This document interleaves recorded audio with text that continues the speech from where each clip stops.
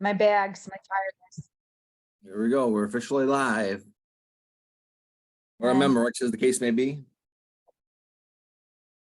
All right, Bob, I'll put you on spotlight here and bring you down for everybody. Cindy, are you going to stay with us or are you going to go make pizza? Staying, I mean, I can always bring my computer with me. I just got to move it with me. And I'm not going anywhere. I'm here. I'm here to learn about probate. Well, the big dilemma there, Bob, you almost missed the decision was, do we make pizza now or later? Cindy, you had a Yes. big to do. Yes, well, I was trying to tell my boys, it's only 4 o'clock here, so my boys have golf at 5:30, so do we make the pizza now? Or do we make it after? You know, you can never know with them, they can be hungry, they might not be hungry, so that was like, we still don't have a decision we're doing. I'm Pizza. competing against pizza. That's tough, tough Yeah. competition. Yeah. Homemade pizza at that too. Yeah, Is it beautiful there today, Bob? Oh my goodness, it's hit it 87, 88, beautiful. We just had an early dinner outside at a restaurant around the corner and got back early to nice, jump on the call with you guys. Yes, beautiful day. good. We have a couple people trickling in.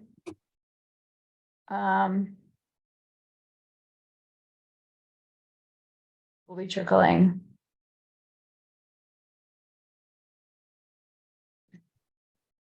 Yeah, it was perfect weather here today. It's just I had to go for a walk today just to enjoy it, just get some vitamin D in. Absolutely. Wait a couple minutes to get started. Yeah. Okay. Yeah, people are just gonna trickle in a little bit and then we can probably start at like maybe 5 after.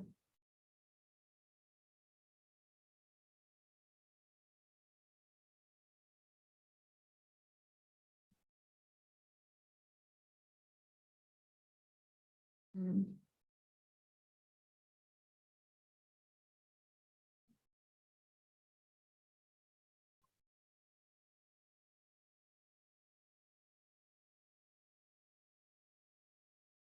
No, yeah.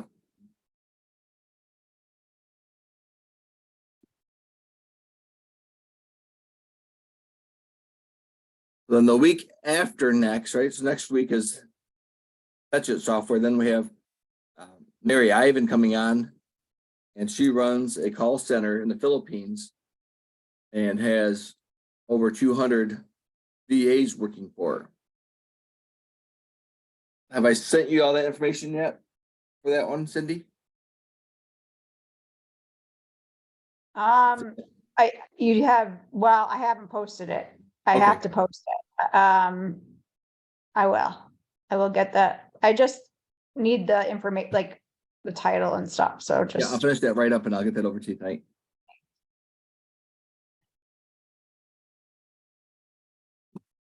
I gotta keep myself on mute, because now my kids are fighting.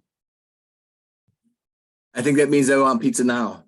Yeah, they're fighting in the background about a golf belt. All right, everybody, welcome. I'd like to thank Bob for his time. I know he's a busy guy. He's always got a lot going on, so we appreciate his time coming here to speak with us about probate, the probate process, and real estate in general. Bob, you know a little bit about us and who we are, the group, and as we've talked about, there's everybody in the group is from just trying to figure out real estate investing, trying to figure out their path in that career field. And there's some people that this is what they do full time. They know what they want. They're just trying to expand their knowledge. So we get a little bit of everything in here. But tell us, how did you get into the probate process? What's your real estate adventure story? What brought you to this point in life? Oh boy, well, thanks for having me, Shane, Cindy. I'm excited to be on your Zoom group tonight. So I'm a full-time investor. I've been investing for quite a long time. I did it part-time for years. I was in medical sales for years and left that industry in 2006 and jumped in full-time in 2007, which was great. And then towards the end of 2007, things kind of weren't as good. And then 2008, everything fell off the face of the earth. So I, oh no, real estate will be great forever, we all thought. But I'm happy I did it, because I always say, if I waited until 2011 or 12, I would have lost like 4 years and maybe never, been fearful of, oh my gosh, because back then everybody was still predicting that another crash was going to occur, and luckily it never did.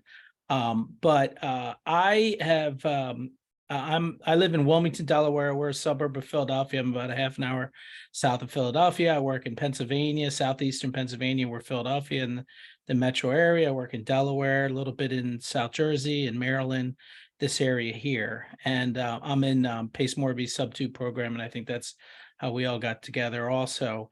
But I have found I market to a lot of different lead sources, but by far probate is my most successful lead source. And so that's what I was going to talk to you all about tonight is, why I deal with probate, a little bit about the probate process, how I do it, how you need to be different when you're dealing with probate as compared to just a regular, motivated seller, just as a house they need to sell. I see we got the chat there. I'm going to go over just a couple things, and then if you guys have questions while we go, feel free to raise your hand inside Zoom, or even send something over to the chat. I've got that up also. So, And Bob, we've been on this a kick here recently. A lot of the people that attend our Zooms have really been wanting to know, what source of leads should they be generating. So we've been trying to kind of focus on that. So that you're very timely when we come into that situation. We talk about probate as a source of leads, but it's not the only card that you have in your deck. Is that correct? No, it's just, I market to, a lot of different leads: absentee, vacants, pre-foreclosure. I get a lot of referrals. So, I've done it all. I've probably marketed every different way you can and to every different type of lead source over the years.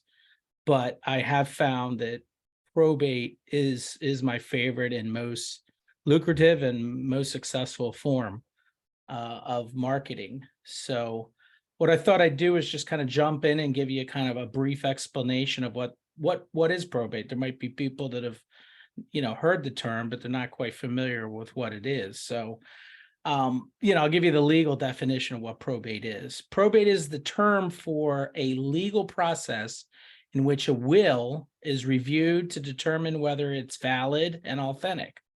And probate also refers to the general administering of a deceased person's will or the estate of a deceased person without a will. So if you're not familiar with what a will is, that's what everybody should have. And I stress this to everybody because it makes it so much easier. You're getting it notarized and you're telling the world, this is what I want to happen with my assets when I'm gone. Unfortunately, so many people do not have a will, and then it can get very tricky. You have to petition the court and you have to search for all your heirs, and it just makes it a lot more difficult. So I highly recommend, if you take one thing away from this, is to get a will tonight. So that's the process, is going through the legal process to deal with the estate, opening it up and deal with the assets, dispose of those. Okay. So after an asset holder, meaning, and we're here in the real estate investing. So we're really looking for people that own real estate. Let's just say that the court will appoint either an executor or executrix, if it's a female, named in the will. Okay. So every will has to have an executor and executrix, and that's a person that handles everything, goes through the whole process. It's a big responsibility, and it has quite a bit of work. So if you want to pick someone is going to do the job for you. Okay. Now, if there is no will, the court, a family member will petition the court to be named the administrator. Okay. So those are the three titles: executor, executrix, or administrator.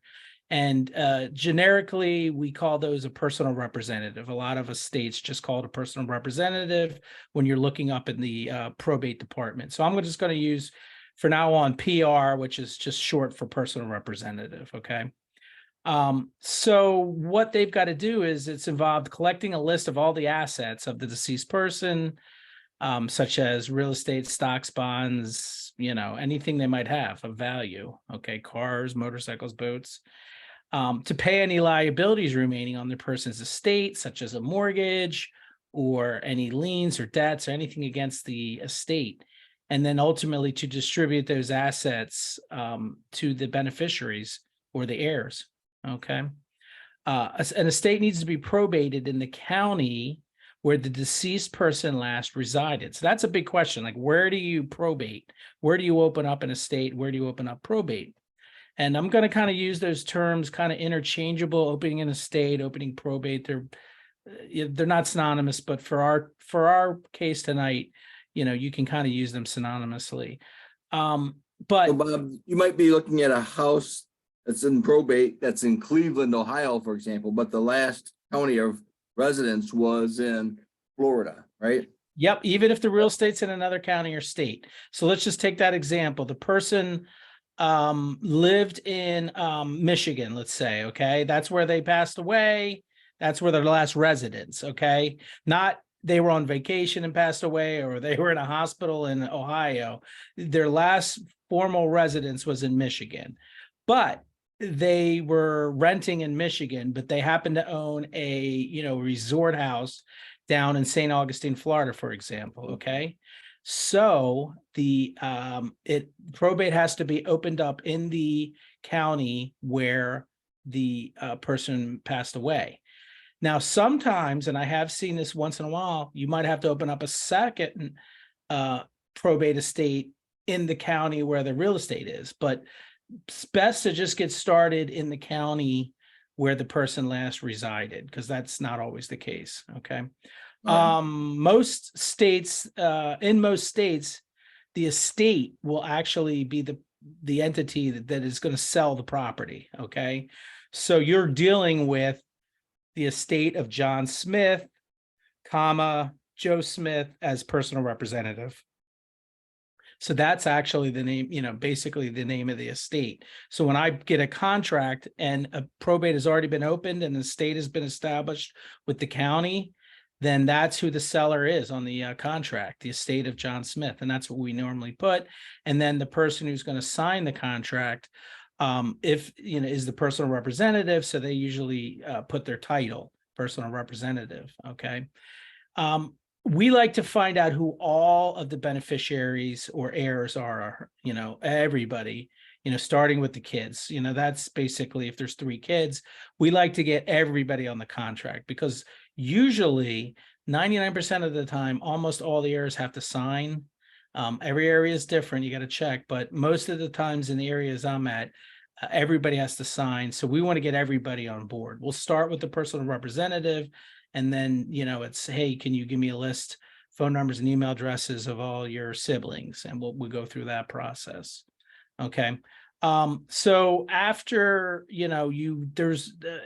each county has a different timeline and what has to occur. You have to file a list of assets. It's called the inventory in my state.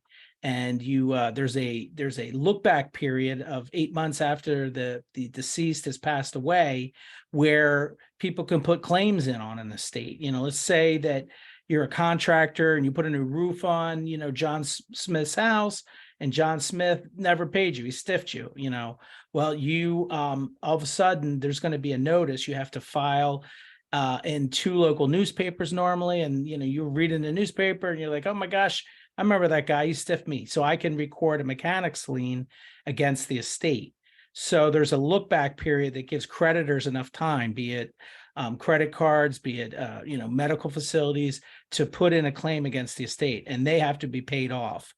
So So Bob, are you doing that or is the estate doing that? Depends if I'm not personally doing it. Yeah. We're really interested, and we're just going to really concentrate on the real estate part. Most estates, if it's a small estate, you don't have to hire an attorney if you're doing this or if you're helping someone. Most of the time they say, yeah, really, I just spoke to a personal representative today, and she said, yes, I'm the sole heir, I'm the executrix of the estate, and that's it. My mom didn't have any other assets really. So, we're really concentrating on then the same process. We're going to take it to a title company and do a title search, and they're going to be able to tell us what liens are against the property. After that, that's really not our worry, and we could get into another long Zoom on that, but let's just concentrate on the real estate, on what we need to worry about. Excuse me.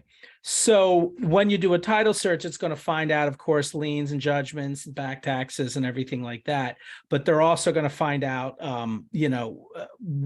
what was filed at the courthouse to tell us what we need to deal with as far as what heirs and everything like that. So the title company is gonna be your asset. They're gonna guide you through the process.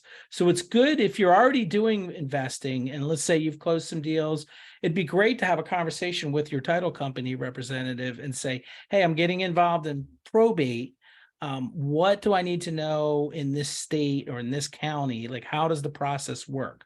So that's everybody asks, how's the process work? But it's different. I mean, we have 50 states, District of Columbia, Puerto Rico, and, hundreds of counties, and every area is a little different. So if you are really interested in getting started, you should, take the time, Google your county and state probate process, register of wills, the estate process. And most of those counties will give you a pretty good description, and they're pretty helpful people. You can call them.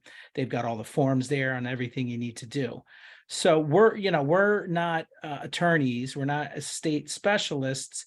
We're not going to be doing that for them, but we want to find out from the title company what we need. And then, I come back, the title company says, okay, Bob, this personal representative's got to do X, Y, and Z. So then I go back to the personal representative, this is what we got to do. So I kind of garner some authority by doing this over and over, but I'm just listening to what the personal or the title company is telling me. So you don't have to be an expert. You just find out what needs to be done and get it done, just like a normal deal. So ultimately, the estate will sell the property. The heirs and the personal representative will sign the deed and the contract, and then the PR will close out the estate, and then they're able to distribute the assets that way. Sometimes the title company will pay the family and the heirs at the closing. Depends on the process and depends on the state. In Delaware, where I'm at, sometimes if it's gone through a certain time frame, they can distribute the proceeds directly to the heirs. In Pennsylvania, where I do a lot of work, the last deal I closed, the estate was the seller. The check was made out to the estate, so they had to make sure they had a bank account in the name of the estate. And then the personal representative had to close out the estate, and then they could take the money out of the account. So it's different. It's good to learn how your area works exactly. Okay. Just like in an area like where you're at, where you're so close to multiple different, not just counties, but states. Yep. Know the different rules and regs that govern that process. Yeah, I can be in 4 states in about 45 minutes. I'm 10 minutes from Pennsylvania. I'm about 20 minutes from New Jersey, and I'm about a half an hour from Maryland. So we deal with a lot of different areas here. But so the next question I always get is, well, why is probate so good? Well, I'm already dealing with absentee owners or vacants or pre-foreclosures or divorce or something like that. It's because it is tricky, and it requires some expertise and education, and most people just kind of blow it off. I don't want to deal with that. I'd rather just stick with what I'm doing, and they'll blow off dealing with it. And it also requires a special handling, which I'll go over. But it is a niche list, and specifically for that reason. And when we were just mailing to absentee owners, you'd go into a house and you'd see 60 postcards from everybody across town. Hey, we buy houses cast fast. And everybody does that. So this was something that I could learn, differentiate myself, get a little education, and there's a lot less competition because it's harder. if it's easy, then, they don't need our help basically. So I find that I can really help the people go through the process. Okay. And it is just another lead source for you that's just different. So, Yeah. as we go through and talk about lead generation sources, the more you have, the better. As you don't know, Absolutely. Yeah. you know, It's not my only lead source, but when I am dealing with probate leads, it's a completely different process. Pretty much all my other leads are pretty much identical. But it's also different because there's less competition. And also most of the real estate that was owned by an heir, usually when they pass away, the house is vacant. So it's almost list stacking. I know we all learn how to list stack, absentee owner, out of state, and vacant. Well, this could be, vacant, the person passed away. The personal representative, the son lives in Chicago, out of state, and it's, by default, absentee also. So a lot of times it could have a lot of different things. It could also be in foreclosure. So once we keep stacking, it makes it even a more motivated seller. And the other thing is the hardest deals I have is when someone's actually living in the house. They've got to go find a new place. They've got to either buy a new place or sell it or rent. And then well, I need money to move, and so it's a lot of hassles. Majority of the time, it's a vacant property, the ones that we buy, and also a lot. It's not the family's house. They're usually not living in the house. So it's a lot easier. They already have their own houses. Now, often you'll find deals where it was an heir, a spouse that passed away. Traditionally, the male passes away before, the husband passes away before a wife, or, an older spouse passes away before a younger spouse. So someone might stay in the house. Well, those are the people that traditionally won't call you, or if they do, they're the ones that are gonna, give you an earful. Why are you sending this to me? My husband just passed away, and we just apologize. I'm sorry. You opened up the estate and started the probate process, which is telling the world that you needed to handle this estate. So we're just contacting you to see if we could help you with the process. So, but 99% of the deals, it's vacant. So it's a lot easier to deal with it. So, those are some of the reasons why I like probate. And, it's just one of my favorite sources. It's just become very lucrative that way. So those are a couple of the benefits that can make it a very potential. So the best way to create probate leads. Okay, so how can you get leads? That's probably the next question. All right, we've already talked about what is probate and why is it a good lead source. So there's really three different ways to find probate deals. Okay, the first one is, what I like to do is I'm always big on marketing directly to the seller. Okay, regardless of what lead source I'm doing, I'm big on that. So the first thing we have to do is obtain a list of probate leads. Okay, much like if you're going to batch leads looking for absentee owners, or PropStream looking for vacant houses, you can pull a list. Now you can pull those lists on some of those different sources, such as Successor Data, Foreclosures Daily, or All the Leads. Those are really specific for probate leads. Now, those are usually subscription based, where you're buying a particular county and you'll get all the leads. It's usually the same price every month. So it's different than just getting a $99 subscription to Batch or PropStream, where you can get unlimited leads. This is usually a subscription, and they've done more research. Often they're finding the personal representative's name, address, and phone number. So it's more expensive, but that's another reason, because of the cost and trouble it takes to find these leads, fewer people do it. So if it's harder, I'm going to be there. So that's one way, is to go out and purchase a list. Okay. It usually comes out once a month, and it's usually lagged. It's usually a month or so old. The free way to do it is, if your county has it, you can search for the probate department or call or look for a register of wills. And in my county where I reside, you can actually go every single day and pull down all brand new leads. So we have a VA that goes out every single night, goes in, they note in the spreadsheet the last file number. It's usually recorded by a file number, and they're numeric. So, they looked up 679 last night. That's the last one they got. So when they start the shift tonight, they enter in 670 or 680, the next one, and look for that. And they keep pulling all the data until they type in a number and there's no information. That means that they're done. They've gathered all the files. So they're pulling down the data into a spreadsheet, showing us the personal representative's first and last name, the personal representative's mailing address, and if it's listed, the property address. And that's really important because you want to know what you're looking for. Sometimes you don't know if there is any real estate at all when you download for free. Sometimes it doesn't list it. So we make the business decision that we're going to market to everybody. And we always put a line on the bottom of our letter. If there is no real estate, please call us back and we won't send you any more letters. So those are the two best ways to obtain the list, either organically for free, going to the county website, pulling that information down, or to purchase a list. So it's easier to do it that way. I will say I have some counties where I can't get it, so I buy it from a source like those two companies. Okay.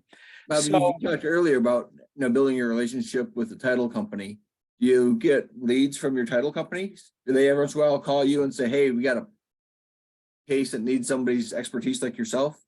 well, that's going to be in number 3. Okay, all right.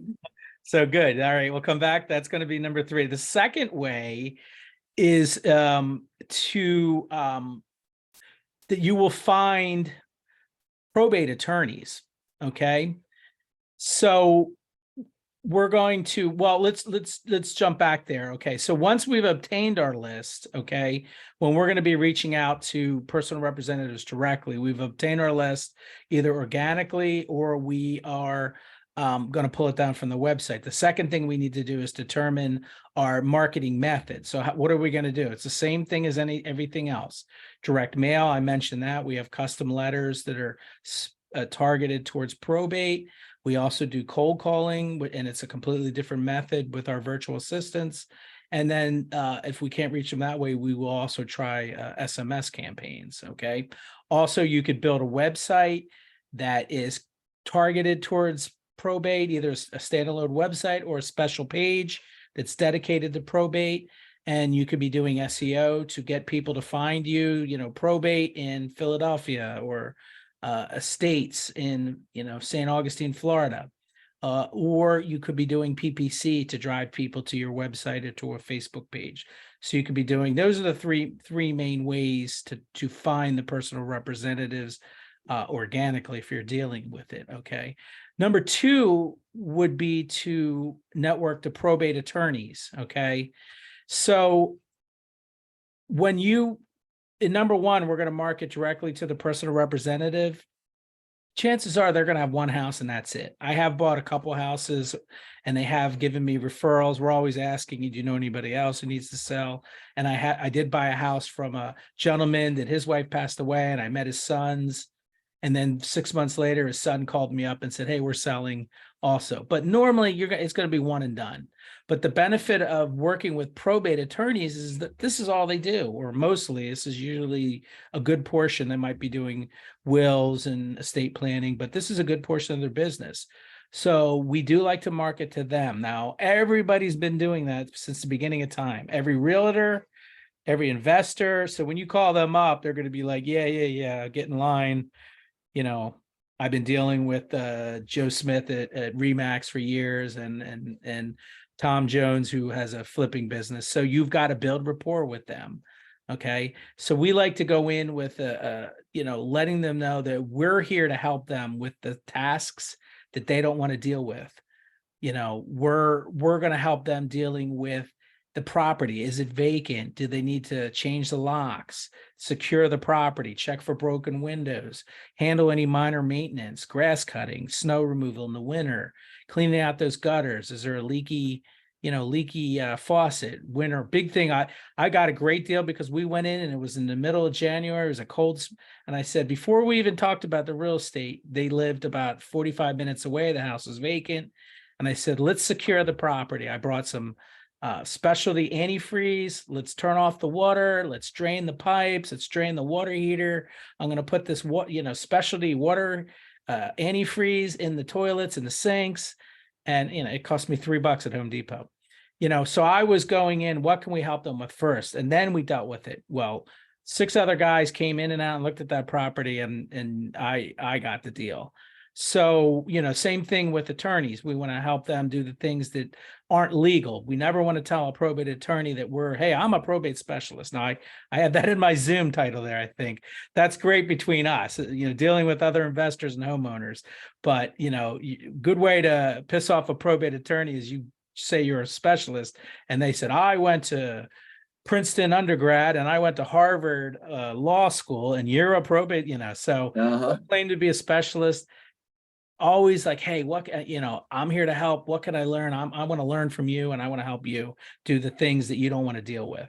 So I'll get a call from a attorney. Hey, can you go take a look at this and meet the neighbor? He's going to give you a key, take some pictures, and let me know what's in the house. And then that way you'll build rapport. And eventually, if you're doing something for them, then it's like, hey, we did that. And by the way, let me know next time you got a lead that they might want to sell some real estate. So, and the other best way to do is bring them deals. And I'll tell you how we do that. And that leads to the another source, which is, like you said, title companies. Any other ways we're getting insurance agents, title companies, a lot of different sources can bring you deals. Or you just come across a lead that's not in probate. You've been marketing to a vacant house, absentee owners, and you get a call. It's like, hey, my mom passed away. She lived in Delaware, but I live in Wisconsin, and we don't know what to do with the property. She didn't have a will. We didn't open it up. I don't even have keys to the place. So now it's a little bit more difficult because now you've got to get them to open up probate. So that's a little bit more difficult. I like dealing with the people that have already raised their hand and told the world, hey, we're starting this process. We've got to close out the estate. And I reach out to them directly. But you can organically come across these leads from, different lead sources. Hey, someone needs to sell, or you just happen to talk to them. So now you've got to take them through the process. That is the biggest where I get other investors contacting me because they're not marketing to probate directly, but they came across a lead. Hey, Bob, I got this lead. How do we handle it? So those are a little bit more difficult, and you have to help them through the process. And then we're learning about that county. Sometimes the difference in the timeline, Bob, from something that's, you said is organized, right? They have probate started, getting through that process versus, someone came across a vacant house and now we need to start probate. Yeah. What kind of time frame is that? It's dramatically different. In my area, the estate can't be closed until 8 months after the date of death. Now, that means the estate can't be closed. But in my county, you can sell the real estate after you file the inventory. So there's basically 3 main steps. You're opening up probate, you file the inventory, and after that, you're allowed to sell the real estate. Again, that's just my county. Your mileage may vary, as they like to say. So in my case, if they've already done that and they've already opened up inventory, we can close after we do a title search. A lot of times there's no waiting. We can close very quickly. Now, sometimes they get some of the money, and a lot of times we deal with closing attorneys in my state of Delaware. And what the closing attorney will do is, if there's no probate attorney, they'll hold back a big chunk of change. Like, say there's $100,000 coming to the heirs, they'll hold like $25,000 back in escrow to make sure that they close out the estate. Because if they don't, it's like you buy the house. Let's just say we're going to buy and keep it as a fix and flip or a rental. that's like having an open lien because the estate's open. You'll never resell to an end buyer. I tell you that. So they hold a whole huge chunk of change back to make sure that they go through after they've got their money, they close out the estate. So, okay, here's what's going to happen, Mr. Smith. You're going to get the majority of the money today at closing. And then after you go through the process, file the paperwork, close the estate, give us a call. We'll look on the records. Okay, estate's closed. Boom, come on over and pick up a check for the balance of the proceeds. Because as you stated earlier, if during the whole time that estate's open, anybody can come in and file a lien. Yes. And they may have transferred the house to Bob. Bob now has the whole house. The estate's still open. Someone came in and put a $20,000 mechanic lien on the house. You don't have to deal with that. What happens is, there is a look back period. There's an eight month period. So we're waiting on that. And again, that's in my area. So they're going to wait. The title company wants to be able to give you a clear title. So exactly. If you were to go up and, I'll do it, and you pull out a deed, a quick claim deed on the side of on the roof of your trunk of your car and sign that, and great. It's just like buying a house that's going to foreclosure. Great. Now they're just going to foreclose on you. Same thing. Well, you would, if you don't do it correctly, you just inherited all the liens and people could come after you. So, I mean, it could be as soon as, 2 months. It could take up to 8 months. Depends on how far along. A lot of times people don't open up the estate right when their loved one passes away. It's emotional. There's a lot to do. They want to go through and clean out the house and go through everything and get emotionally ready. So when I talk to people, they've already opened up the estate. Someone might have died, last year, and we're already through the 8-month process. So it's great. We can close right away. But getting back to your question about is if they haven't done anything, it's just, okay, my dad died. There was no will. We haven't done anything. You look up on public records, it's still in the dad's name. Well, now we could be looking at like a year. They've got to go through the process, open up the estate, find the heirs, petition the court, and go through that process. So that is why I like marketing to people who've already opened up an estate, for 2 reasons. You're halfway through the process, and they've shown me that they've got the faculties to do this. Because sometimes it's just like, oh my gosh, you got this great deal. I can see the equity. It's going to be $100,000 deal, and trying to get the family to move and get on this, it's like pulling teeth. So it could be a tough road to hoe. And Bob, your number one outreach tool, is that direct mail? Direct mail, SMS, and cold calling. Okay. Yes. We also, we do get some leads from some organic ads on Facebook and our website. Most of those are usually used as, kind of build rapport, like, after we speak to them, hey, we're going to send you a link to our website, all our testimonials on our YouTube and our Facebook page, our Better Business Bureau, so it's most of the leads are coming, most of the time that's being used as to build rapport and reinforce our authority. But direct mail, cold calling, we're doing simultaneous campaigns to several counties that way. We do market to probate attorneys. But again, like I said, everybody's contacting them. So I tell you, if you can get one, they're going to feed you forever, because they're going to be spitting out, maybe 1 or 2 leads a month, which is great from just one attorney. You've built that, relationship. Same thing with insurance agent, clean out companies, traditional title companies, real estate attorneys, all the same thing, that you want to deal with,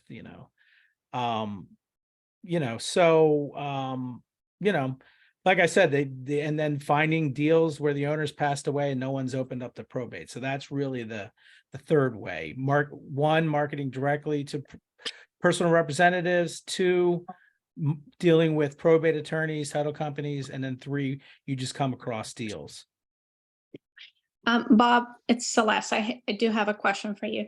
Sure. So when you say you market to people that already opened the probate, does the list that you pull from the county indicate that, or when you purchased from, whatever source? I'm Like, sorry. how do you know that they've already opened I just got Probate. distracted by the chat because I was looking at my notes and I just pulled it up. I see there's a bunch of questions. So, could you repeat that again? Yes, so how do you, the list that you obtain, does it already tell you that they opened the probate? Yes, exactly. It's a list of Okay, estates that are already opened. Okay, so, and it'll list the personal representative's first name and last name, their mailing address, the name of the deceased. That's super important. You want to have the name of the deceased. So when you're referencing, hi, I'm calling regarding the estate of Mary Smith, I understand you're the personal representative. So it's going to give all that information. Then if you're pulling it down from the county website, then we're skip tracing it to get the phone numbers, and then we're cold calling them, and then we're also mailing to the estates also. If you buy a list from, I see somebody wrote foreclosures daily, successor data, all the leads, they're going to already scrub that. A lot of times they can tell you if there is real estate, and they'll have phone numbers for the personal representative. And sometimes for family members, if you can't get hold of the personal representatives, they'll list some people that are associated that came up, family members. So you know, you didn't get a hold of the PR, but you got a hold of the brother, and that's the avenue in. got it. Thank you. Thanks So for the I'm questions, just- Les. Yeah, I'm just looking at a couple of the questions here. Is direct mail my main source? Direct mail and cold calling simultaneously. We're doing that. Title companies, probate attorneys, lists. Yep. So And Bob, I imagine cold calling and following up with direct mail works hand in hand, right? You do both. yeah, we do it simultaneously. And, you know, we say, we sent you a letter. Oh, I never got it. You know, so some people, it just goes right in the trash can. Some people are more apt to call you back from this part is identical to any other type. I mean, some people are going to respond to a postcard. Some people are going to respond to a letter. Some people are going to pick up the phone. Some people are going to return your text. So why not hit them out? But one thing I want to talk about right now is, what does your mailer say? This actually leads me right into what is the message? Okay. And you just can't go in with the traditional we buy houses, fast cash, you know, come up to the house, take a look at it. Oh, it needs all this. And all right, I can give you 60 grand cash. You know, this is, like I said, a very emotional time. You know, someone's lost their loved one, could be their spouse, could be their parents, you know, so you have to be very delicate. You have to be understanding, you know, just your tone has to be a lot different. You know, I was probably talking really fast. I'm from the Northeast. We like to talk fast up here. But once I'm dealing with probate, it's a much softer, quieter conversation that we're dealing with. And we're not just calling them, hey, do you want to, you know, our other VAs are going in with, you know, hi, Jim, are you open to an offer at your house at 123 Main Street? Well, that's not what we do with probate. It's more like, hi, Jim, I understand that you're the personal representative for the estate of Mary Smith, and we have a service that helps people that are going through probate. And we can help you in the following ways. We can help you dealing with any personal property that's in the estate. We can set up auctions. We can get you connected with a clean out service. Number two, we can help you with any repairs in the property that might be needed, such as grass cutting, cleaning out gutters, changing locks, securing the property. And then number three, if and when you're ready, if you've decided to sell any real estate, we are cash buyers and would be interested in making you an offer. So how far along are you in the probate process? Are you just getting started, or you almost done? So that is pretty much verbatim what we say when we're contacting personal representatives directly. Really, you're not giving them a sales pitch so much as you're saying, here, I'm here to add value to you, right? We're here to help you through this process. Absolutely, yeah. Yeah. So it's a lot different. It's rewarding when you can help people, you know, really that way. But a lot of them do need, because they probably got 5 or 6 other phone calls where, hey, do you want to sell the house? Do you want to sell the house? You know, and they're like, my mother just passed away. But if you're calling to help them, especially if they're out of state, you know, they need, and so we're not like the real estate's the last thing we want to help with the situation. So our our letters basically say the same thing as that pitch I just said, and our opening response is the same thing there. And then, we go from there, and then it's traditional lead. We're finding, what's the condition of the property, what's the timeline, what's the occupancy, who's living in it, where does the personal representative, are they out of state? And then ultimately we're going to try to get to the, it's pretty obvious what the motivation is. It's an estate, but we want to still ask that, oh, well, are you thinking about keeping the house, or, why not rent it, or why not fix it up, same way. So we still want to dive in to really find out what their pain point is, and then we're going to move on to price. So it's very similar that way. Sometimes we talk about dealing with foreclosures. We talk about, putting on the knit gloves and really taking personal care with that contact, right? Because you never know what the person's going through in the foreclosure process. This is along those same lines, but, especially so. There's been a travesty in the family. Something major's happened. You're in the probate process for a reason. So just going in and saying, we want to buy your house doesn't work. It actually is a turnoff more than anything. Absolutely. I'd say pre-foreclosure is probably the closest thing, because it is, they haven't lost a loved one, but, they're about to lose their house. So it's pretty darn sad situation too. So in the same sense where you have to be different in your approach with foreclosures, pre-foreclosure, sheriff sales, auctions, that is a much, I'd say it's as close to probate marketing, where you're going in to solve a situation and you have to, be very respectful and understanding and problem solving. So, yeah. When we talk about reaching out to clients in that foreclosure process, we're reaching out until we make contact. We almost say, like, several times a week we're calling because we know that the timeline's urgent. What does your contact rate look like in probate process? Are you trying to get somebody? Yeah, that's a good comparison. It's the complete opposite. There is no timeline. I've seen estates, open for years. The woman I just spoke to today, I'm going tomorrow to the house. Her mother passed away 6 years ago. They've just been sitting on it. So there's no law that says you have to go through the probate process. I mean, we've seen people ignore it and stick their head in the sand and just, it's been going on for years. As long as you pay the taxes, really nobody's going to force it. If there's a mortgage, you gotta, as long as you pay the mortgage, they're not going to foreclose on you.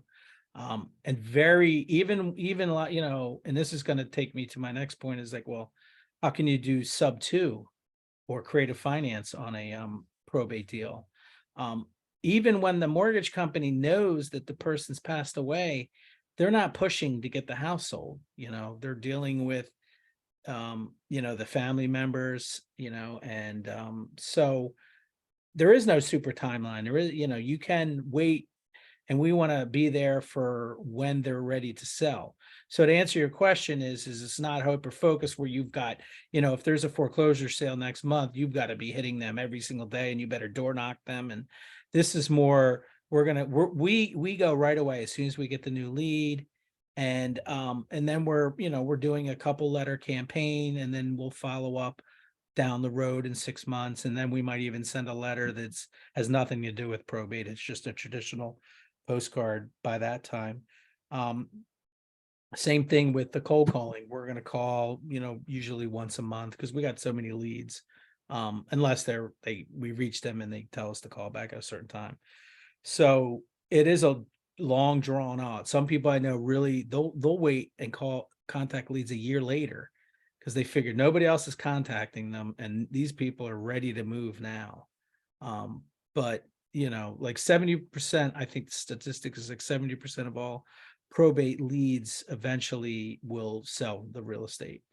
So, that's a pretty good, as opposed to what percentage of absentee owners are going to sell. So it's a pretty good lead source. Mandy has a good question here, and I'm sure you've come across this, where, John Doe's passed away with no apparent heirs. The house is sitting vacant. And now the next problem that's gonna arise on that property is taxes aren't being paid. It's on your radar because, you're looking at vacant houses. Is there a process to push a house through probate? There is no representative? Yeah, I mean, yeah, if there's unpaid taxes, eventually the county or the city or municipality is gonna foreclose on them, just like that. You're gonna have to find, boy, see this is the ultimate tough one. You don't Right. even have a contact. You just have pulled a list of, of tax liens, and it's listing the homeowner, and you found out the homeowner's dead. So now you've got to skip trace them, see if you can find a family member, talk to the neighbors. Do you know any of the heirs, the daughters, the sons? I mean, this is a total Columbo. You're gonna have to do some major hike, digging in. Okay, we got to find them. Then you got to convince someone who's the most responsible and the closest person to the deceased to petition the court to name them as the administrator to open up the probate process. Then they got to go through the probate process. Now, some people will say, if the deal's juicy enough, I won't do this. They'll say, I'll pay for your probate process. Okay. I mean, it's a big risk because there's no guarantee. They don't have to sell the house to you. And I had somebody I spoke to on a Zoom, and like, yeah, I came out $4,000. And then at the last minute, somebody came in and offered them more, and that family member dropped me like a hot potato, and I'm out that money. So I would rather try to get them hooked up, show them how to do it themselves for free, or get them hooked up with an attorney to see if the attorney would do their work, and get paid when the house is sold. So, But Bob, yep. in this particular instance, would an ex-wife be an heir? Would she even be able to open probate? Depends if they have children. No. Okay, if they had children that were a minor, they probably could, because they'd be the guardian. Were they married if the ex-wife was married or divorced and then the person passed away? I dealt with a situation like that where this woman, she was already divorced, but she was still friendly and taking care of him, and she had no claim to it. There were no children. And basically we did a title search, and the attorney came back and said, this woman will never be able to get this house. Her Right. best bet is to just keep living there until they foreclose on it, because she will never be able to do that unless you can legally show that. So That's kind of the situation here, where the ex-wife lived there for a while, but then she had no rights to the house. She was not on the deed. She was not on any marriage certificate. They divorced, and then he got sick, so she did move back in to take care of him, but then he died, but she's not on anything. yeah, So one thing moved out. one thing I stress to people is don't, it all comes down to what Shane is. You got to have a lot of leads, hook the people up, get them help, direct them to a probate attorney. But if you don't bang your head against the wall, because if it's not a deal, move on. Right. You go This waste is a little more personal because it's in my neighborhood and it's a couple of doors down for me. So it's kind of sitting there, and it just, I mean, it's dilapidating. And it's been empty for a year now. And all of us in the neighborhood are going, we need to do something about this house. Well, okay, what you could do is try to do a genealogical research to see if there's any heirs. Okay, do a skip trace. I would do a skip trace, see if any other family members come up. You live in the neighborhood, because a lot of times what we recommend is you go to the neighbors, to the left, the right, and in front, because usually the neighbors know something, but you're already in the neighborhood. Right. Skip trace the person, see if you can find any family. A lot of times they list family members. I just Googled someone's name and it showed them, and then you have to pay, and then here's like, oh, it could be a relative. Try to find a family member. Go to see if they have a Facebook page, see if they have any listed. A lot of times on Facebook, you list your siblings and aunts and uncles and stuff like that. There's got to be someone who's related to them. and then they're the person who would be able to do this. But it's, if you're really just doing it because it's an ugly house in your neighborhood, you were trying to protect your property values and everything like that, see if there's any liens and, get the bank, see if you can get the bank to do it, or if there are past due tax liens, then just pressure the county or city municipality to foreclose. Yeah, it's collecting rats at this point because the people who lived there when she left, she just left. And we've looked through the windows and stuff. It's nasty. It's now starting to attract rats. And so, Yikes. yeah, and we have a nice neighborhood. So it's kind of like somebody needs to, take care of this. Yeah. If there are, this goes back to everybody needs to get a will. Yeah. Got to get a will. I saw a question about right before that. Rebecca asked, then you make a referral, a clean out company or landscaper, etc. ? Yeah, I should have made that more clear. I'm not going out cutting grass. I'm not doing the clean out, but what we're networkers, and you want to have your sphere of influence and you can hook the people up. We make connections. Now I say I have a service that helps people. What my service is getting you, we have our list of clean out companies and auction companies, and I have my contractors that I'll send over. I did do that one thing where I was at the house and I turned off the water and I put some antifreeze in and stuff like that. Cause we were there, you know what I mean? I wouldn't have made a special trip. But I'm not doing the work. We're just connecting people. I don't charge. And I always tell them, listen, there's no charge. I'm not here to charge anything. I'm just going to connect you with the company. Oh, your gutters are all clogged and falling down. I got a contractor who can do that. I'm not, they'll tell you what they charge. You deal with them directly. And it's always good to have a good network. I've had landscapers that we've used give references to who've called us and say, hey, that house over on 123 Main Street isn't sitting vacant for 3 months now. The grass is tall. We're cutting it for the city. You might want to call on that one. Yeah. And that's back and forth. Good to have that. Yeah. I'm gonna refer my contractors. Hey, call my guy. Hey, can you go over and change the locks? They'll pay you. If they don't, I'll pay you. And then vice versa. Hey, if you run across any houses, so it's quid pro.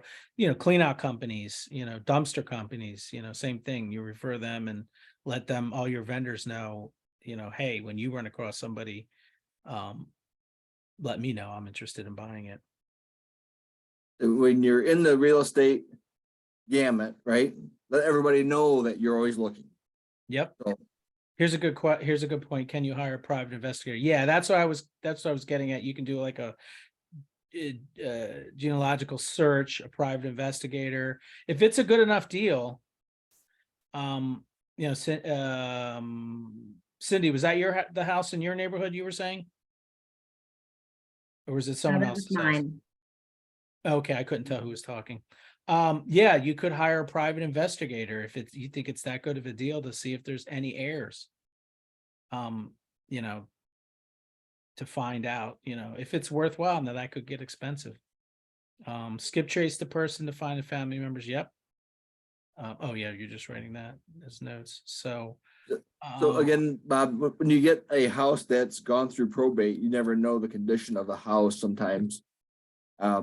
You get a little bit of everything. Houses that have been lived in and taken care of, houses that have been abandoned for a while, houses that have been lived in and stuff piled to the rafters, right? You come across all sorts of. Yeah, that's another reason why it's a good point, Shane. That's another reason why probate deals it's list stacking, because I do a lot of fix and flips. I do fix and flip to new owners. I do fix and flips to my own rentals and keep them. And then I wholesale deals for fix and flippers and landlords. And, the best deals are the ugly houses, Mm-hmm. So unfortunately, a lot of probate deals, people are older, they don't have the money, they're neglecting maintenance. The kids have moved away. The woman's in the house. Her husband died 5 years ago. She's not taking care of the property. Things are stacked up to the ceilings, hoarder situations. So that's another reason why probates can be good deals, because a lot of the houses need a lot of work. They've owned the house for several, 20, 30 years. They haven't updated it forever. Now you're going to come across some leads where it's a beautiful house. They're on top of everything. They have no liens. The house is gorgeous. It looks nicer than your own house. And that's not our deal. They're going to list with a realtor. We're same thing. We're only looking for 5 to 10%. They're not going to be our lead. They can hire a realtor, come in and get top dollar. We're looking for the people that, there's going to be repairs. There's going to be, they can't deal with it. They're out of state. They don't want to deal with realtors. A lot of people are worried about family and the neighbors and the public seeing the house. They're embarrassed. We bought a house where took years and years and years and years. I was dealing with the daughters, and their mom was in a nursing home, and they hadn't been in the house in years. The mom was embarrassed, the family's embarrassed, and they absolutely did not want. They grew up in the neighborhood, and there's no way they were going to list that property and have everybody come over and take a look at it. So by dealing with us, privacy, and not a lot of, no open houses. So, and as is, they don't have to deal with any of the stuff. Very good. Maybe a little off topic, but just wanted to ask the question. When you deal with cold calling, I know you said you use some VAs to do that. Correct. And you're doing follow-ups. What's your systems in the background look like? What are you using for your contact management system? Are you just writing out letters, or do you have a company that you do your mailing with? Yeah, I have virtual assistants that are doing cold calling. We're using a VA company, Start Virtual. I think that's Pace Morby's company. We're using, Excel spreadsheets and Google Docs to track, to have all the leads, in that. We are not sending it through. We're not sending it through batch dialer because we want to keep notes. So we have another way where we're kind of doing one-off mailing or one-off phone calls. I forget the service, but it's basically, it makes the spreadsheet clickable. So you can just click on the phone numbers, because there is a lot. And the lists are smaller. Like each month there might be 300 people. So we're not going to do a triple dialer. So we're doing, kind of almost manually dialing. When a lead does come in, it does come into our CRM. Any CRM that you would use is great. So whatever CRM you're using, there's no specific CRM. The company, all the leads where we do get leads, they kind of have a little mini CRM that you could work just inside that. It's got the phone numbers, it's got a note section, it's got a minor calendar, a tickler file, and you can do everything right inside of that. You can do mailings from there. That company actually does mailings. So once you speak to someone, you can go in and select that they don't get any more mails or any more phone calls. So they have letters that you could send out. So if we're buying a list, we're going to do a mass campaign through a company like that, or your regular company, who you're dealing with. For our leads that we pull down every single day, we're pulling down leads every day. And then the next day, my local person is manually doing a mail merge. So we might get 8 new leads. So they're going to do a mail merge, print that out, it formats it, and prints the personal representative's name, and then references the estate in the letter. And then they're putting it in an invitation envelope, and they're handwriting out the address and live stamp. That way it looks like a personal, it Yeah. gives that a personal touch when it shows up. Yep. Because the list is so small, we're only doing, 50, 60 a week, maybe less than that, maybe. So we're going to do it that way. We're not mailing out a 6,000 person postcard list. Some people have tried that, so it is a little bit more niche. So it's, we can spend more money because there's fewer leads. We spend more money per lead, basically, that way.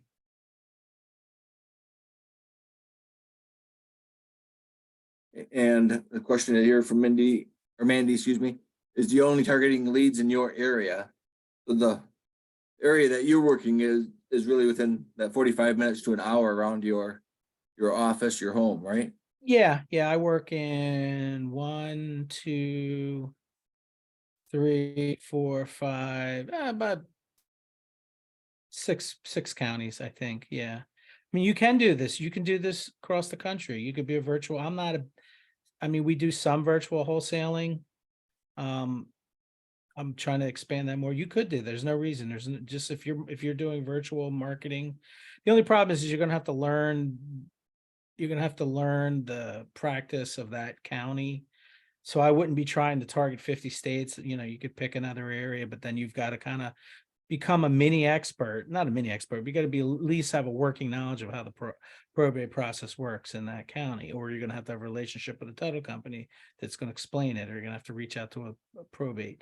So, I mean, I like to work in my area first, and then we expand out. I've done several deals across the country where people have brought me leads, and, that's another, way that I do is I've joint venture with people who find deals that are either in the beginning of the probate process, the heirs need help, or they haven't started it, and then we've worked the deals together. And if we're going to wholesale it, we can work it through, or if they're going to keep it, then I can try to get a fee to get you through the process. But I do fix and flips. I have a rental portfolio, so I personally am only doing those locally. So you're saying you're getting, let's say 8 leads, 50 leads, 8 leads a day, 50 leads a week. That's just in 200 or one so a county. month. Yeah, that's just one county. That's just one county, okay. How many leads in a typical month do you churn through to get how many deals closed? Okay. What's your burn rate? Yeah, well, we're marketing to several, one county will get where we buy the list, you get it all at once. It comes boom, all of a sudden towards the end of the month. Usually it's the last week of the month, we get a spread, get a notice, and then we have a spreadsheet, it's formatted, and there could be 300 or 400, leads in that for the month, which kind of works. If we're getting 60 in a week times 4, 240, so anywhere between 200 to 300, for county. Each county's bigger county's gonna have more dead people, unfortunately, more leads. So it's a little bit longer process. People you're not gonna close the deal on the first call, and you're not going to close it over an SMS text, because usually there's a little bit more work. So it is a longer process, because they're grieving, they're dealing with the estate. They want to go through the house and clean out some of the things. We always say, listen, we haven't started anything. I always say, okay, here's what I would, suggest you do. If you need any help with maintenance repairs, let me know, and get that done.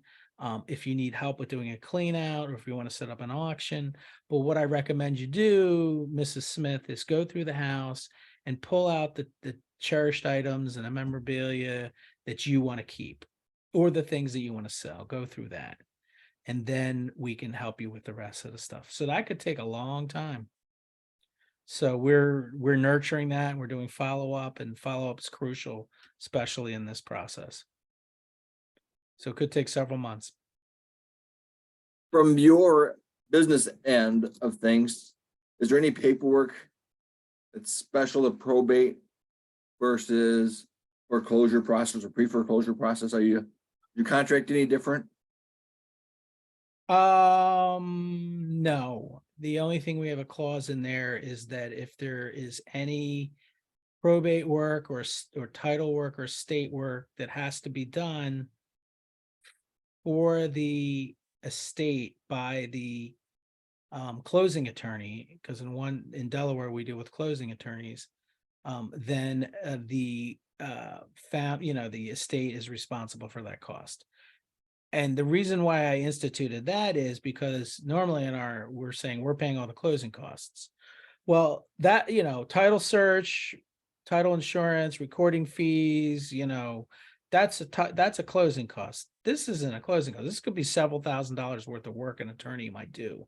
And I work with a closing attorney that their niche is handling probate work, and they know how to deal with it. So there could be several, a lot of money that a closing attorney put out. Well, that's not that is not a closing cost to me. That was something special. So what happens is we preface them that saying, listen, the attorney's going to come back to you and say, you need to do X, Y, Z. Here's how you do it. No charge to do that. If you want me to do it, if the attorney says, if you want me to do it, there's going to be this cost and it's going to cost you. And we'll deduct it from the proceeds. It's not out of pocket. So that's the only special language we have, letting them know that if the attorney does any probate work. Another thing is you can do what's great.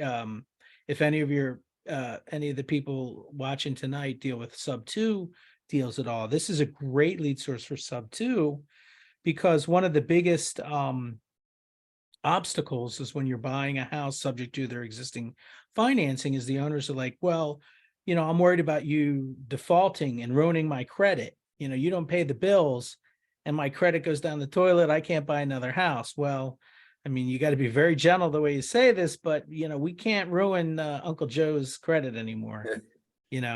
So they're willing to. I did a deal where we did a hybrid sub 2 with seller financing, where they had a loan, we brought the loan current, and they each wanted to walk with $10,000. That's what they wanted. They wanted a net.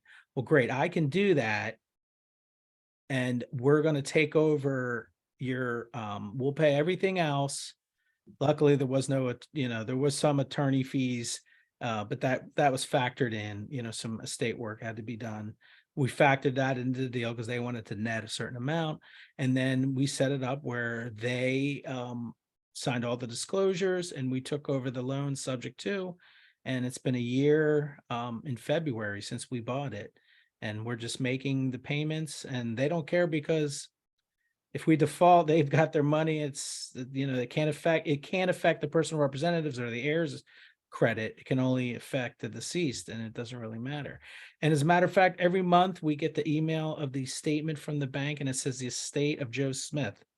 The bank knows, and they're still not doing anything about it. They're happy we're making the payments. No, that's a great point, because I would have never really thought the probate process would be a great source for sub 2s. So. Yeah, I mean, I find that's the biggest obstacle. Believe me, I'm no Pace Morby. I can't sell ice to an Eskimo like he can. But the biggest obstacle I've always had is people worried about their credit, you defaulting on it, or if they want to buy a house down the road. I mean, we can get through that. There are little obstacles, but it's so much tougher to deal with that. And once we're dealing with this, family members are like, sure, take it over. Do I get my money? Okay, great. Right. And then they're out of it. You don't have to deal with them again. They're done.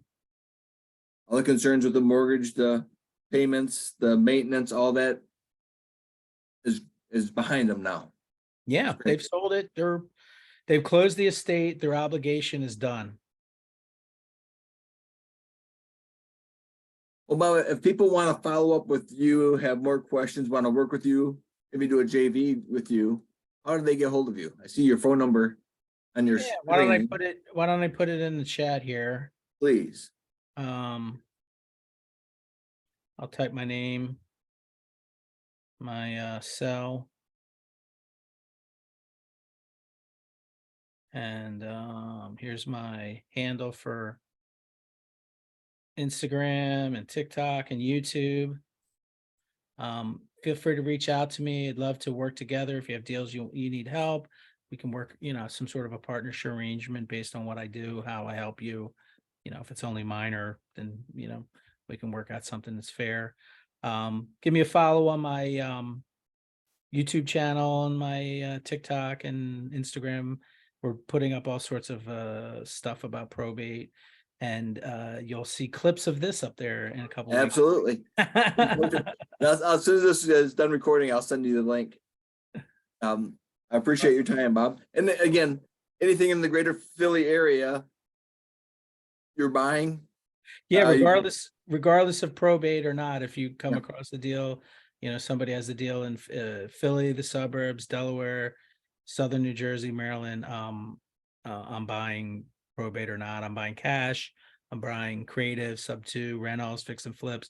And I also do an extensive amount of wholesaling. I probably wholesale 40 deals a year. Excellent, excellent. Well, we greatly appreciate your time. Cool. Let me just look, see if there was any other questions. Do you only target leads in my area? No, we talked to, primarily I do within about an hour radius, but I have worked on deals across the country with people that have brought me deals.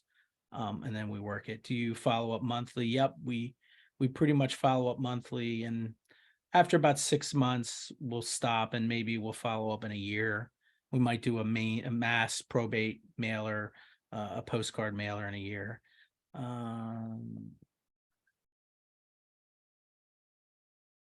Robin, yeah, that's I'm sorry for your loss. This might be a nice niche, and you know why? Because you can show empathy and really say to someone, I'm so sorry for your loss. I went through this process. I can, completely appreciate and empathize with you. And you can, and then you can express your real world relationship and experience. And that, and I can tell, I'm sure you'd be, genuine in that way. And I think that would be a great way to help other people and also build rapport, how you got through it. And this is how I can give you some help. So I think that's something you really might be good at. So I definitely recommend that. I mean, if you emotionally can handle it too, because sometimes you get some sad conversations, but in the end, I think it's definitely definitely worthwhile to help the people. We try to serve. We always try to give back. Well, Bob, we look forward to hearing from you in the future, hopefully working with you in the future. And again, we greatly appreciate your time. Yeah, absolutely. Here, I'll throw this down one more time. Give me a follow on my socials, and feel free to give me a ring if you have any questions. Thanks. I really appreciate your time tonight, everyone. Thank you, everyone, for attending. Appreciate it. Have a great night.